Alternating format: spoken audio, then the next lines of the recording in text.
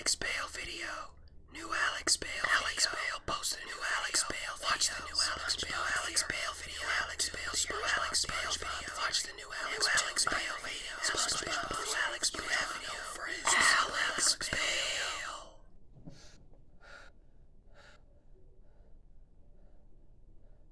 New Alex Bale video.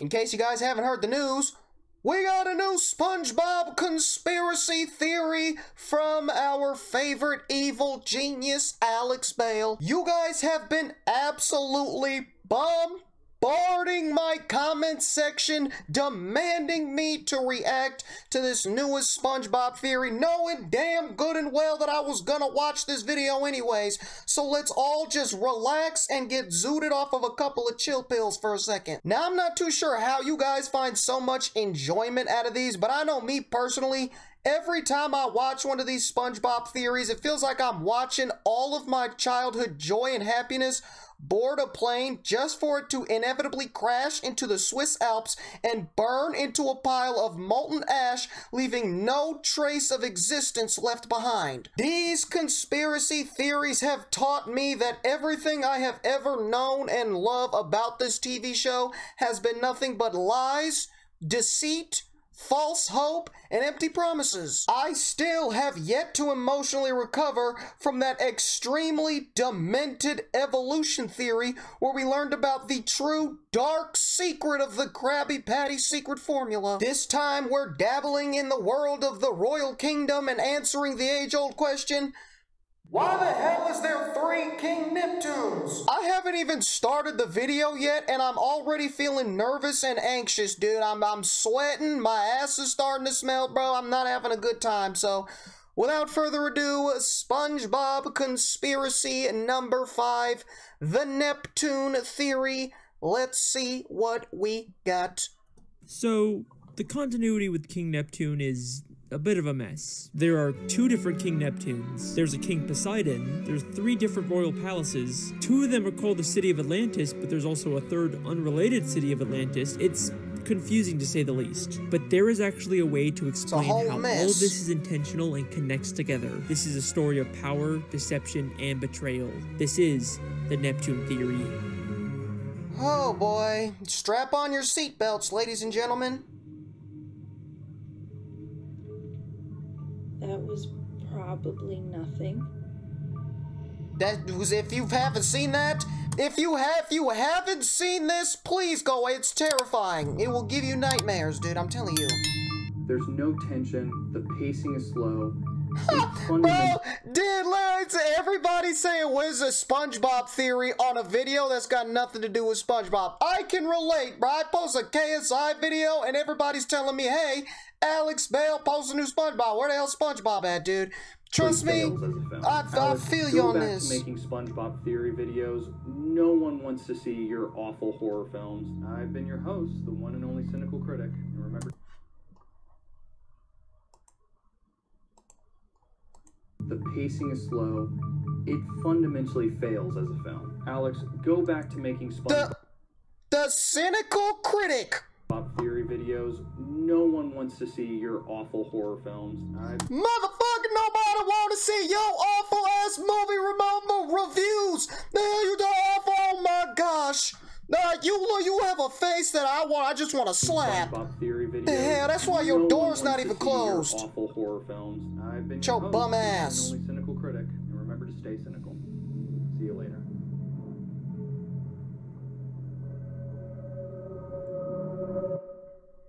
And we're back! What's up? I'm your host Alex, the SpongeBob guy, back with another SpongeBob conspiracy. I've said it before, but the overwhelming support for these videos is insane. So, I'd be stupid not to make more. I mean, everyone loves them, right? Hello, fellow truth seekers, it's Conspiracy Carl here. Welcome back to the Awakening. Carl. I have been awakened myself to Let's the fucking go. immense lies of this person right here. This liar, Alex Bale. Well, almost everyone. So I showed a bit of this conspiracy guy's reaction in my last video. Carl, man, what happened? I was on your side, man. I was a Carl stan, dude. What and apparently he didn't like that, so now he's What? claiming that I'm part of some giant Illuminati conspiracy. Somebody looks like they're a puppet for the Illuminati. Yes, you sir, have He's been got some inserting points. secret messages Into your videos. He's got points. Evil lurks there, people. It's honestly really Now listen, he's not Alex Bale being an evil overlord mastermind. It's not too far from the truth. funny. You should check him out. Anyways, let's get into It's the not theory. that too far Is from the what truth. I would say if I wasn't sponsored. Hey Alex, how do I make a cool YouTube film video like you? Well, it's easy. You just gotta learn to edit, record dialogue, write a script, use camera and lights, learn Photoshop. It's not too effects. difficult. How the heck Bro, if my dumbass can do it, y'all, it's not do all even... that? All you gotta do is go to Skillshare. Skillshare? is an online learning Whoa. platform that offers thousands of different classes where you can learn filmmaking, editing, Photoshop, and pretty much anything. And you can watch all of Skillshare's videos without any Fire. annoying ads interrupting. Boy, I sure hate when that happens. I'm thinking about getting into bird watching, so I'm taking bird identification for beginners. That bird has a conical-shaped bill. Thank you, Alfred Curling. The first 1,000 people Shout to out go to the Alfred, link in the bro. description will get their They're first about month birds. free. Just be careful not to learn too much. Wow, this is so great. I'm learning so much. That's maybe too much. That's a northern royal flycatcher. You can tell by its fan-like crest and long bill. Now on to the theory. Nice. Skillshare, you use his link. Support the bro. The King movie Neptune is the ruler Okay. of the seven seas and the Roman god of the ocean. If you watch my evolution theory, you know there's also a good chance he's the reason why fish in Bikini Bottom Right. are so evolved. and Right. able to I talk. remember he that. lives in the city of Atlantis with his wife Queen Amphitrite and his son Triton. But in the first SpongeBob movie, he's replaced by a completely different King Neptune who has a completely different daughter named Mindy. These guys don't look or sound at all the same, so how can they both exist in this universe? Well, there's already an interesting theory out there about this. Okay. It's widely believed that the SpongeBob movie takes place in the future after the events of the show. So widely believed that I got hundreds of comments about it in my Mrs. Puff theory. Okay, Yep, interesting. I know, Haven't heard guys, that. I heard what you said. The creator of SpongeBob, Steven I mean, Hillenburg- it would make sense. But I mean, it would make, considering they opened the Krusty Krab 2 and SpongeBob became the manager, but then after that we have no explanation, no existence of the Krusty Krab 2 at all at any point in the show.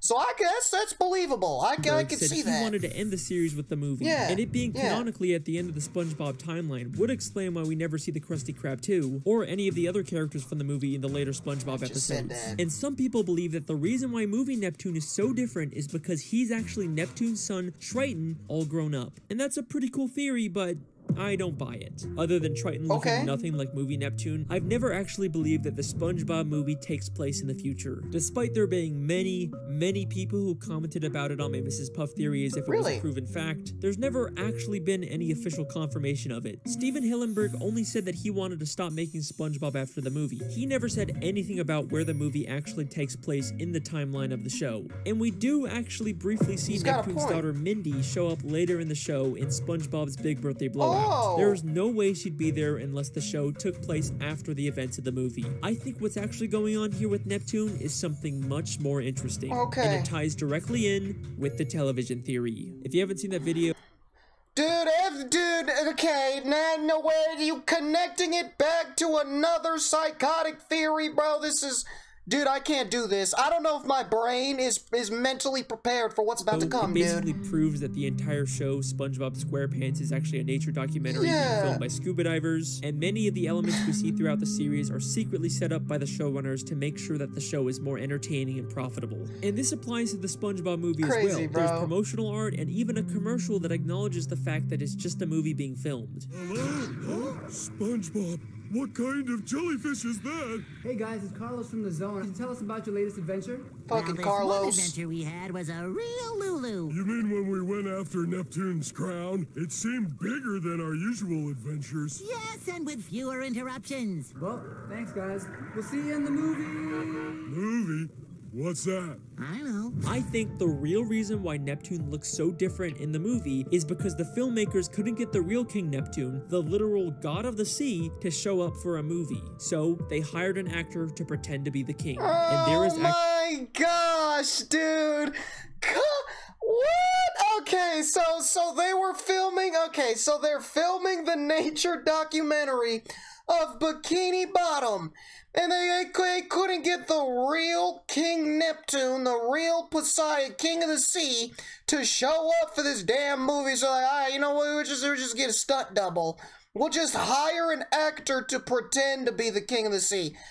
Bro, actually what? A ton of evidence in the show to support this. King Neptune is supposed to live in the great city of Atlantis, but in the movie he just lives in some random sandcastle, almost like they just built a discount version for the movie. But the real evidence comes from season 10, episode 18, Lost and Found, where Spongebob goes beneath the Krusty Krab to look for something in the Lost and Found. As he searches through the surprisingly massive collection of items, on one of the shelves we see something mind-blowing. What is it? The crown worn by King Neptune in the SpongeBob movie.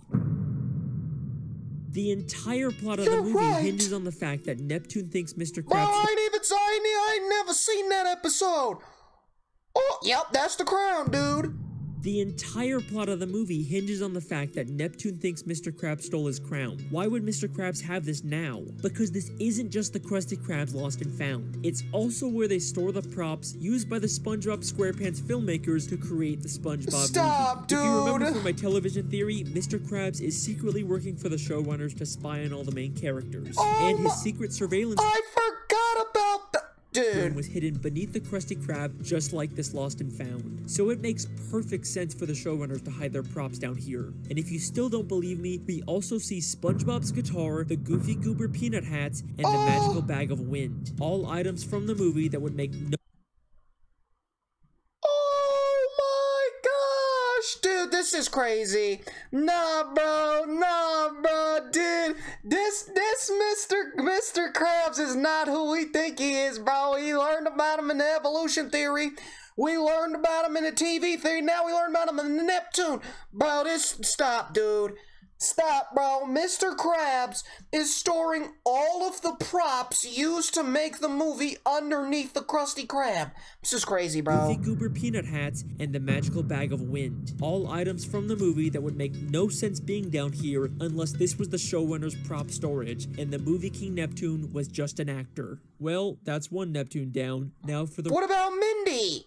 What's up with Mindy? Is Mindy also a hired talent too, or is it what's up with Mindy? Real mystery, King Poseidon. Part 2, King Poseidon. Just a preface, I haven't actually seen this movie yet, so...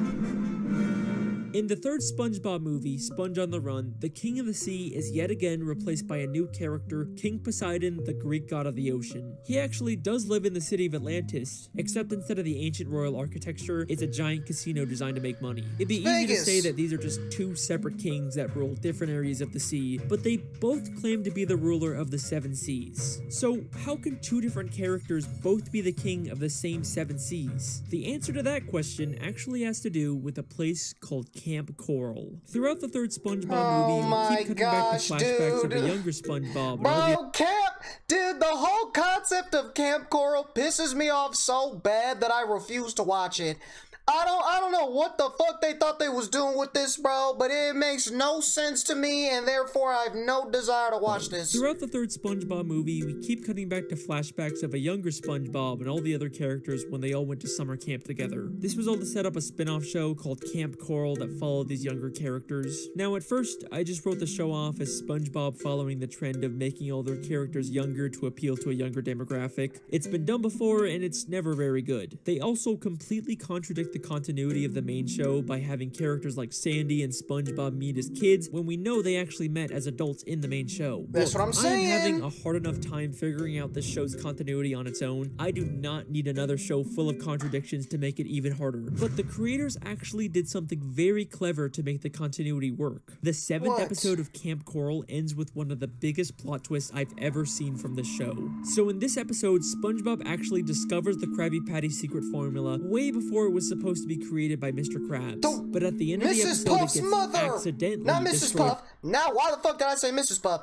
Pearl's mother! Supposed to be created by Mr. Krabs. But at the end of the episode, it gets accidentally destroyed by Sandy, and then we get this mind-blowing scene. This is Little Cheeks calling Big Cheeks. Come in, Big Cheeks. Big Cheeks. Affirmative, Little Just Cheeks. like me. This is Big Cheeks receiving you from the future. How are things going in the past? Your plan worked worked perfectly. The formula burned up before Mr. Plankton could nab it. Now it can be discovered in the future. I knew sending you to Camp Coral was the right thing to do. Over and out. Oh my gosh! Mission accomplished, timeline preserved. Now everything can continue just the way it's No, bro, always been. now we're playing with timelines like it's a Marvel. Stop, dude.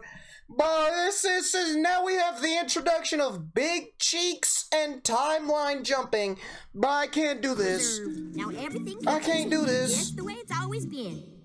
So Sandy used time travel to send her past self to Camp Coral so that she could make sure the Krabby Patty formula didn't get discovered before it was supposed to. They actually figured out a way to make this messed up continuity make sense. Don't you dare tell me this show doesn't care about its continuity. Can I also just say that this scene lines up perfectly with my television theory? A major part of that theory is that Sandy is actually a spy working for the showrunners and is secretly making sure everything stays on track. And then what do we see? A month after I post my theory, Sandy secretly manipulating, and she travels back in time to preserve the continuity of the dude. Okay, to keep the show on track. Bro, just gonna give myself a little pat on the back there. But enough gloating.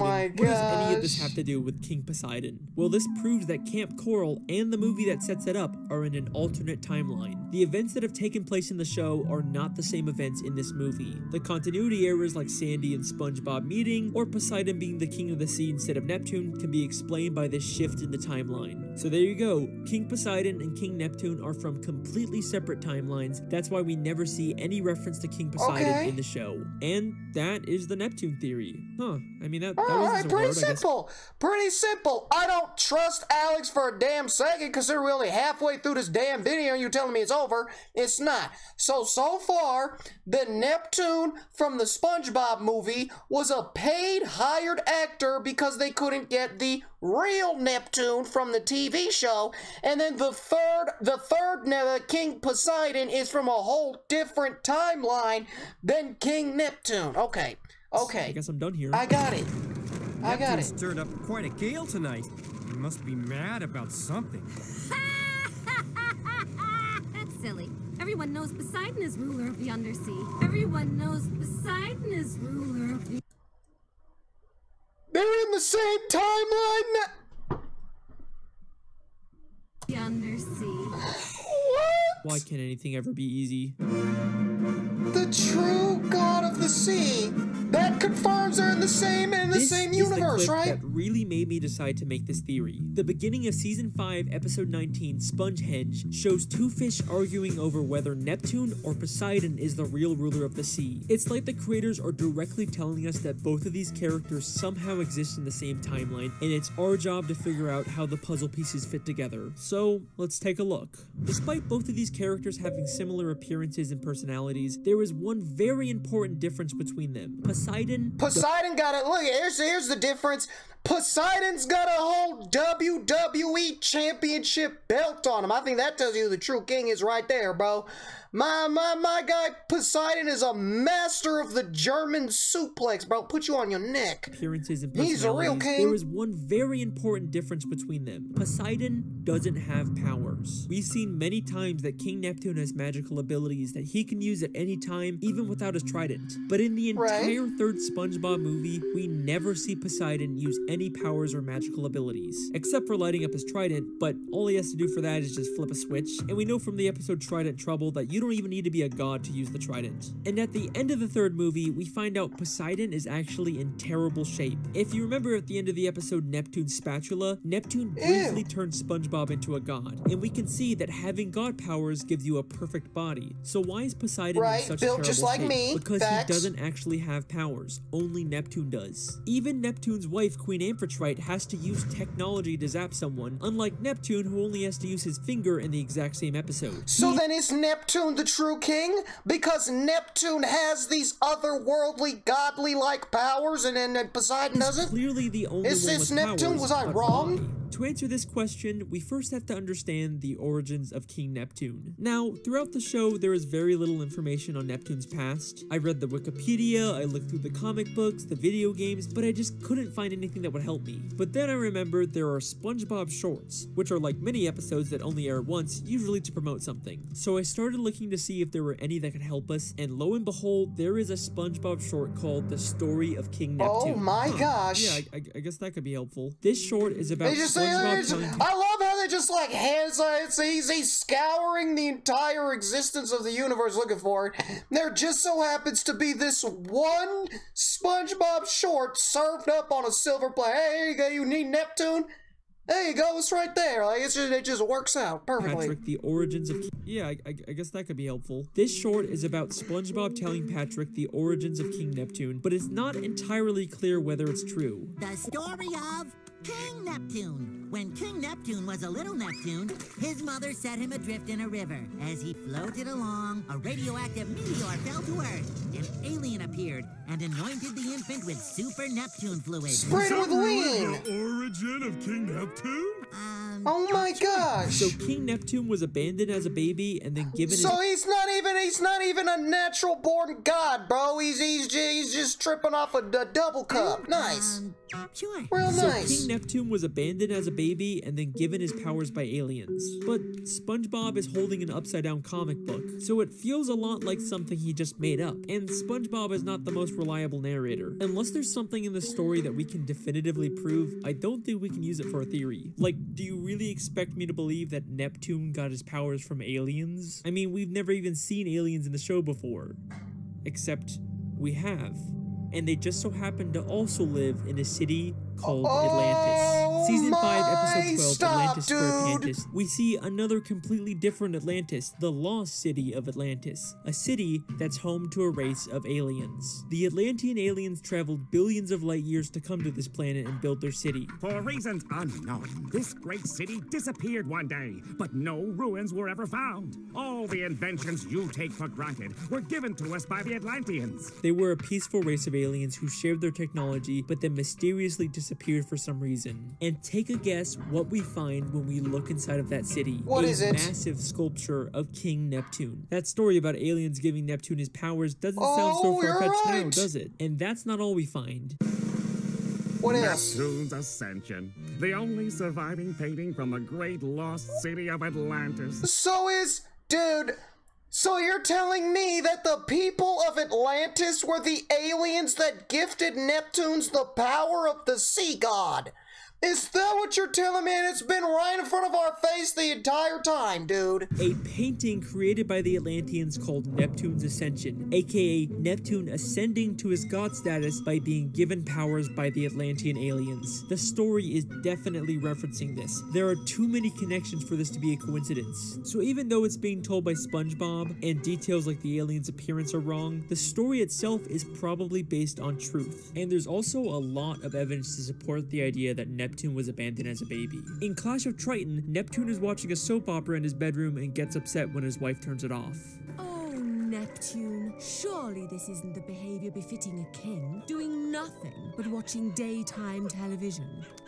Wait! Rochelle was just about to meet her biological parents. In the soap opera, Rochelle was just about to meet her biological parents. Maybe the real reason why Neptune's so invested in the soap opera is because he's never met his biological parents either. There's even tissues on the table next to him as if he's been crying. And the idea that Neptune was abandoned as a baby works perfectly with the mythology in the show. Neptune is the Roman god of the sea, but he is the only reference to Roman mythology in the show. Everything else we see is from Greek mythology. In the episode Trident Trouble, we see a Greek chorus. Behold, we are the Greek chorus. We narrate this epic tale. Neptune once mentioned Zeus, the Greek god of thunder. So I say, Zeus. Dude, I don't like this. Now we're mixing Greek and Roman gods, dude. My brain is starting to hurt. This is where my brain starts turning to mush. The Greek god of the sun. Now behold, my beloved home of Atlantis. A prize worthy of Apollo. Even in the city of Atlantis where Neptune lives, there's a building named the Poseidon, clearly named after Poseidon. So Neptune is clearly the outsider here, which is why he was abandoned as a baby. But if the sea is actually ruled by Greek mythology, then Poseidon should be the true heir to the throne. Why is Neptune the king in the show? Because after Neptune was given his god powers by aliens, he returned to Atlantis and stole the throne from Poseidon. Oh my gosh! Oh my gosh! He was gifted artificial powers from the Atlantean aliens, and then he pulled up on his op and laid the smack down. Stop, bro.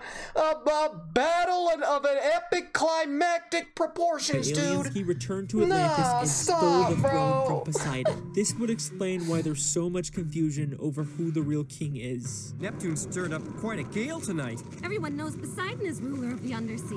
Legally, Poseidon should be Bro, the— this is like Team Edward and Team Jacob, bro. Whose side are you on? Are you Team Neptune? Are you Team Poseidon? Which way? Is it the real king? Is it the false king? Which one is it? But Neptune took it by force, and that's not all he took from Poseidon. Neptune's wife, Queen Amphitrite, is the goddess of the sea. The Greek goddess of the sea, aka— Stop, bro. Nah, bro. He got his powers, bro. He pulled up. Not only did he steal the throne, but he stole his girl. Stop, bro.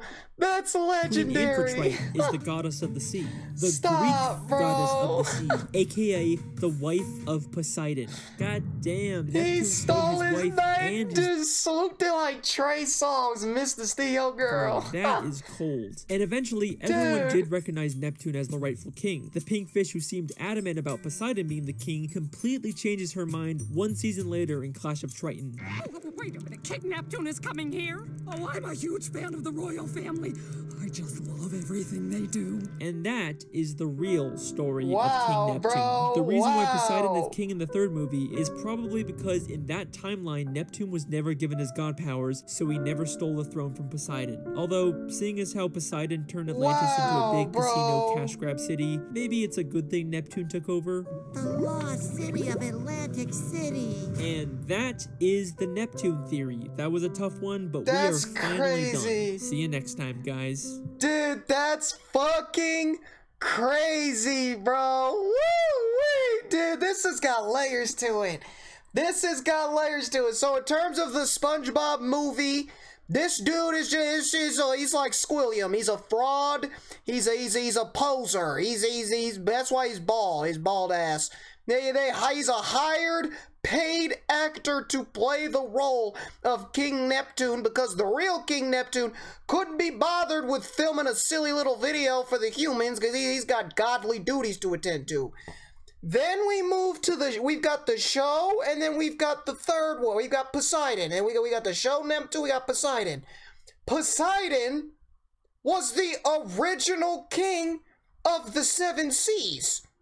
But in the alternate timeline, Neptune was never given his powers by the alien gods, therefore Poseidon was ruler of the seas. But in the show, they both exist in the same timeline. However, in that timeline, Neptune was gifted his godly powers from the aliens of Atlantis, staged a coup d'etat, overthrew the current King Poseidon, took his throne, and fucked his girl. Dude. Bro, I don't know if this dude is an evil, like, villain monster, or if he's an absolute icon, dude. Like, I don't know whether I should hate him or stand him. Why is Poseidon City called the Lost City of Atlantic? Why is there's more? Of course there's more! I thought... Oh my gosh. Wait, why is Poseidon City called the Lost City of Atlantic City? The lost city of Atlantic City. I mean, the Atlantic City part makes sense. That's a reference to the real-life Atlantic City, but why is it called the Lost City? There is nothing lost about the city. It seems like everyone's easily able to find it. The only other reference to a lost city of Atlantis is the one with the aliens that gave Neptune his powers. Nope, I don't care. I'm done with this theory. I don't need to answer every single little question. I am 100% we're good. done. Oh my gosh. You keep doing this to me! Fine, okay? One more quick part just to tie up all the loose ends, and then I am done. And you're done. So we know before the Atlantean aliens mysteriously disappeared, they shared their technology with the creatures of the sea. I think the self-proclaimed gods of the sea got their technology, like tridents and their other weapons, from the Atlantean aliens. In fact, the Atlantean guards even use golden tridents as their weapons. That's why the gods named their city Atlantis, to pay tribute to the Atlanteans that gave them their technology. But all of that changed when Poseidon became king of the sea. He betrayed the Atlanteans and used their own weapons against them to conquer their home and turn— So everybody's betraying everybody, bro. Poseidon overthrew the Atlanteans, and Neptune overthrew Poseidon. Like, this is, oh my gosh, bro. City. That's why Poseidon City is called the Lost City, even though it's not lost. It's referencing the Atlantean city that was conquered by Poseidon. And the reason why the Atlanteans gave god powers to some random abandoned baby in they can fight against the timeline was so that gosh. Neptune could take the throne from Poseidon and prevent him from conquering the alien city. And the reason why the Atlantean city mysteriously disappeared was because they hid it so no one could ever try and conquer them again. Stop. And that is the Neptune Theory. Stop, bro! God, dude! He just keeps throwing rocks at me, dude! I am done. That's crazy! Okay, that's another one done. Thank you so much for watching. I've been your host, Alex. We've got more on the way. I'll see you next time. Oh my gosh. Bro, the Neptune Theory by itself was already wild and crazy, bro. And you throw in that Atlantis bit at the end just to make my mind blow up into a million pieces, dude. Just to put a cherry on top of the most chaotic Sunday on the internet, dude. I've been your host, Alex. Nice. We've got more on the way. I'll see you next time. Hey, listen, that theory was awesome. You know, I don't know how you keep coming up with these, but... It's the void. Is he talking to the... I remember there was a black void. Tell him to do another one. Is that who he's talking to? Hey, listen, that theory was awesome. You know, I don't know how you keep coming up with these, but... I mean, they're great. Oh, it is. And listen, you were totally right, you know? The I got chills, bro. Theories, so who might ignore them? So, dude, thank you. I got goosebumps.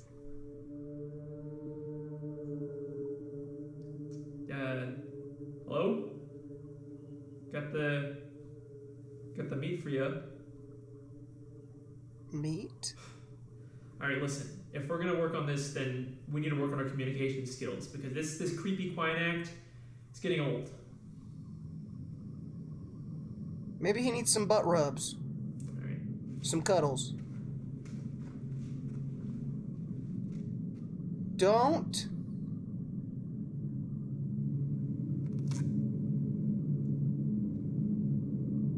I don't know if this is a good idea.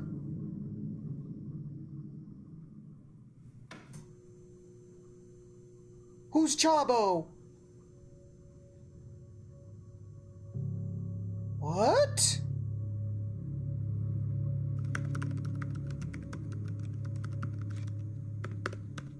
SpongeBob conspiracy? No, oh gosh.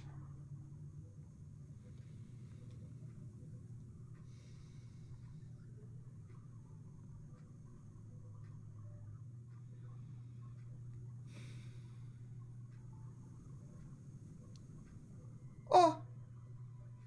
What is that?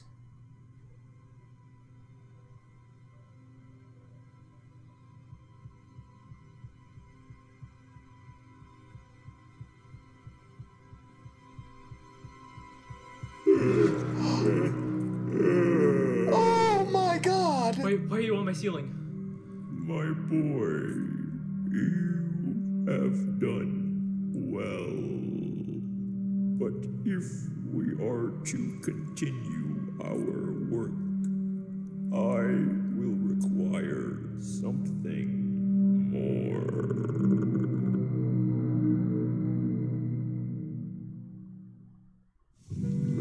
Oh my gosh! The SpongeBob guy. Huh.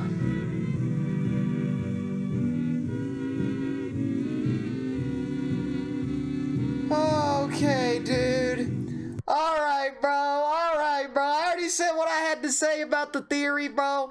Then, dude, I love the little dessert we get at the end of these, bro. Like, the SpongeBob, it's mind-blowing. It's the main event, bro. It's the steak and potatoes, bro. But then at the end, bro, he serves up a nice, delicious piece of strawberry cheesecake with the little scary short films, bro. If you don't watch Alex Bale's scary short films, you gotta go watch them, bro. They are true cinematic masterpieces of terror and fright, dude. Very, very creative stuff, dude. This dude Alex Bale's talent is on a whole other level, bro. This theory is so damn mind-blowing yet again, dude. I don't know how he does it. I don't know how he keeps his sanity, because I can barely keep mine, dude. It's holding on for dear life at this point, dude. But oh my gosh, Alex has done it again.